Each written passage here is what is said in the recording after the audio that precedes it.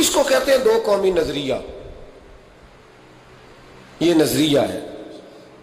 اسی کی بنیاد پر پاکستان بنا تھا کہ ہندو ایک الگ قوم ہے، مسلمان ایک الگ قوم ہے، ان کا اٹھنا بیٹھنا کھانا پینا ہم سے بالکل علیحدہ ہے اور ہمارا ان سے بالکل علیحدہ ہے. طرز زندگی، طرز معاشرت، معیشت کہیں ملتی نہیں ہندوؤں سے مسلمانوں.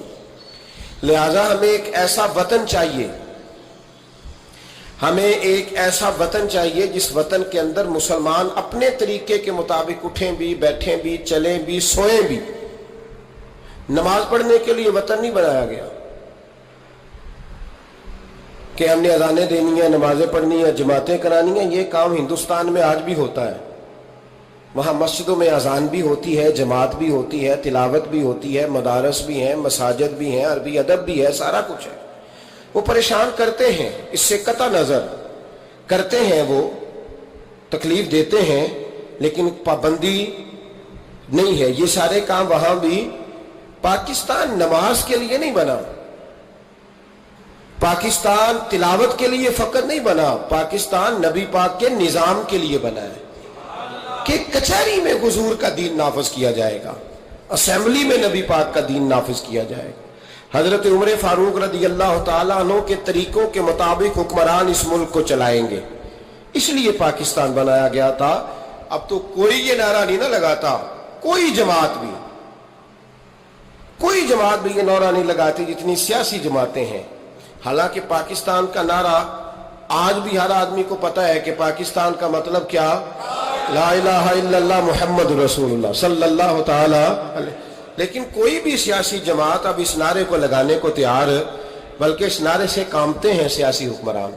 ان کو ڈر آتا ہے، ان کو پتا ہے کہ جب پاکستان کا ترجمہ لا الہ الا اللہ محمد رسول اللہ ہوگا تو سب سے پہلے ہمارے لیے مشکل بنے.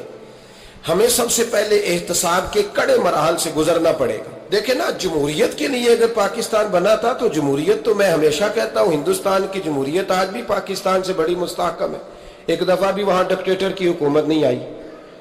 تو یہ جو ہمیں بتایا جاتا ہے، سبق پڑھایا جاتا ہے، ہماری نوجوان نسل آج تک ہر آدمی آتا ہے. میں نے کافی پہلے بھی کہا تھا کہ لوگ ہمیں نئے نئے نکات دیتے ہیں، کوئی 10 نکات دیتا ہے، کوئی 14 نکات دیتا ہے، کوئی 16 نکات دیتا ہے. ہمیں ضرورت نہیں تمہارے نکات کی، اس لیے کہ ہمیں سارے نکتے خطبہ حجت الوداع پہ نبی پاک نے عطا فرما دیے ہیں صلی اللہ تعالی علیہ وسلم. کسی نکتے کی ضرورت نہیں ہے، ہم حاجت نہیں محسوس کرتے. جب کوئی پارٹی منشور دیتی ہے، دستور دیتی ہے، تو میں تو حیران ہوتا ہوں کہ کیا کر رہے ہیں یہ لوگ. ہمیں ضرورت نہیں کسی منشور دستور کی. سارے منشور، سارے دستور، سارے قانون، ساری باتیں آمنہ کے لال ہمیں عطا فرما گئے ہیں. ضرورت نہیں ہے. پاکستان بنا تھا دو قومی نظریے کی بنیاد پر. نظریہ کیا ہے؟ لا الہ الا اللہ محمد رسول اللہ صلی اللہ تعالی علیہ. حکمران اس کو بھول گئے اور انہوں نے قوم کی ذہن سازی اس طرح کی، میڈیا کو ساتھ ملا کے بچوں کا ذہن اس طرح کا بنایا کہ قوم بھی تیار نہیں ہوتی. نظام مصطفیٰ صلی اللہ علیہ وسلم کے لیے قوم تیار. حالانکہ کافر کو آپ کی نماز سے کوئی مسئلہ نہیں. یورپ میں کبھی پابندی لگی ہے کہ مسجد نہ بناؤ؟ کبھی وہاں کسی نے کہا ہے قرآن پاک نہ لے کے آؤ؟ کبھی کسی نے کہا ہے؟ وہاں پابندی نماز پہ نہیں ہے. ان کو ڈر تو نظام مصطفیٰ سے آتا ہے کہ دین نافذ نہیں ہونا چاہیے. تو میرے بھائی، پاکستان ایک نظریاتی وطن ہے. جتنا دوڑ سکتے ہیں میں اور آپ دوڑ لیں، جتنا دوڑ سکتے ہیں. جہاں تک یہ قوم بھاگ سکتی ہے بھاگ لے. یہ اس چہرے کو اپنا لے یا اس چہرے کو اپنا لے یا اس کو آزما کے دیکھ لے. چونکہ اس وطن کی بنیاد کلمہ ہے تو یہاں سکون بھی اسی وقت آئے گا جب حکومت بھی کلمے والے رسول کی آئے گی صلی اللہ تعالی علیہ وسلم صلی اللہ تعالی. اور اسلام ہر جگہ یہ بتاتا ہے کہ ملک کس کے ہیں؟ اللہ کے. تو نظام کس کا ہونا چاہیے؟ اللہ کا، اللہ کے دین کا. دنیا کی سب سے بڑی ہجرت ہوئی تھی جب پاکستان بنا تھا. دنیا کی سب سے بڑی ہجرت. 10,000 عورتوں کی عزتیں لوٹی گئیں جب یہ وطن بنا. لاکھوں لوگوں نے جانوں کی قربانیاں دیں. ابھی 15-20 سال پہلے ہندوستان کا पंजाब का जो इलाका है उसको खोला गया तो एक कुएं से अभी भी हड्डियां मिली हैं जो सिखों ने काट कर मुसलमान कुएं पूरा भर दिया। इस तकलीफ के साथ वतन बना, किस लिए? जमहूरियत के लिए, हुक्मरानों के लल्ले तलल्ले के लिए, इनकी बड़ी कारों जीपों और मर्सिडीज के लिए, इसलिए कि यहां रोज नया बिल आएगा, आज गवर्नर राज है तो आज फलां है तो आज फलां है। ये सारी हुकूमतें अगर वही कानून जो अंग्रेज का बना हुआ है और वही सारी दफात जो आपके यहां नाफज है वही हिंदुस्तान में नाफज है तो बताया जाए फिर वतन क्यों बनाया गया था? फिर क्या जरूरत थी? ये सारे काम तो वहां भी हो रहे हैं। इसलिए मेरे भाई वतन के नजरिए को समझे। वतन बना था ला इलाहा इल्लल्लाह मुहम्मद रसूलुल्लाह सल्लल्लाहु अलैहि वसल्लम। और इकबाल जो बानिए पाकिस्तान है, जो मुसव्वरे पाकिस्तान है, जो तस्वीर देने वाले हैं पाकिस्तान, उनसे किसी ने कहा था क्यों पाकिस्तान बनाना चाहते हो? हम जो एक मिल्लत जो है हिंदुस्तानी एक मिल्लत है, कौम है, तो क्या जरूरत है? तो इकबाल कहने लगे अपनी मिल्लत पर कयास अक़वाम मगरिब से न कर, खास है तरकीब में कौम रसूल हाशमी। नबी पाक की कौम अपनी तरकीब के लिहाज से हर कौम ने खास है।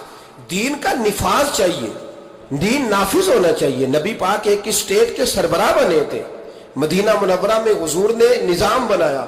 आज मैं एक नई बात आपसे करना चाह रहा हूं। रोना रोते जमाने बीत गए, अब आगे की तरफ देखना है। जो कौमें माजी की लकीर पीटती रहती हैं वो मायूस हो जाती हैं, उनके जज्बे टूट जाते हैं। अब माजी को पीटने की बजाय मुस्तकबिल की रोशनी को देखना चाहिए। हमें नबी पाक सल्लल्लाहु अलैहि वसल्लम ने किसी वतन की तामीर के लिए जो जज्बात दिए हैं उन जज्बात पर हमें गौर करना चाहिए। हुक्मरान तो जो कर रहे हैं वो तो कर ही रहे हैं और जो वो करेंगे वो भी सबको नजर आ रहा है और हमें समझ लग रही है कि आइंदा भी क्या होने जा रहा है, हमने क्या करना है। एक जुमला मैं कहने लगा हूं, अगर किसी को तकलीफ हो तो मुझे खुशी होगी। एक जुमला मैं कहने लगा हूं, अगर किसी को परेशानी होगी तो मुझे बड़ा ही अच्छा लगेगा। किसी बड़े आदमी को परेशानी होगी तो मुझे खुशी होगी। वो जुमला क्या है वो सुन लें। ये मुल्क हुक्मरानों का नहीं है, ये मुल्क अवाम का है। इसलिए कि हुक्मरानों के बच्चे तो यूरोप में रहते हैं, इनकी तो टिकटें बुक होती हैं। जब तक ये असेंबली में होते हैं यहाँ होते हैं, और जब हुकूमतें ख़त्म होती हैं तो ये यहाँ मौजूद। इन सब के तो बाहर कारोबार है, रिहाइशें हैं, औलादे हैं। तो ये वतन किसका है? पाकिस्तान वतन किसका है? ये हमारा वतन है, ये हुक्मरानों का नहीं है। देखे ना, घर उसका है जिसने घर के अंदर रहना है, जिसने घर में रहना नहीं उसका वतन हमने रहना है, हमारी नस्लों ने रहना है। हमारे माँ बाप रहे, हम रह रहे हैं, हमारी आने वाली नस्लें रहेंगी। तो वतन फिर किसका हुआ? हमारा।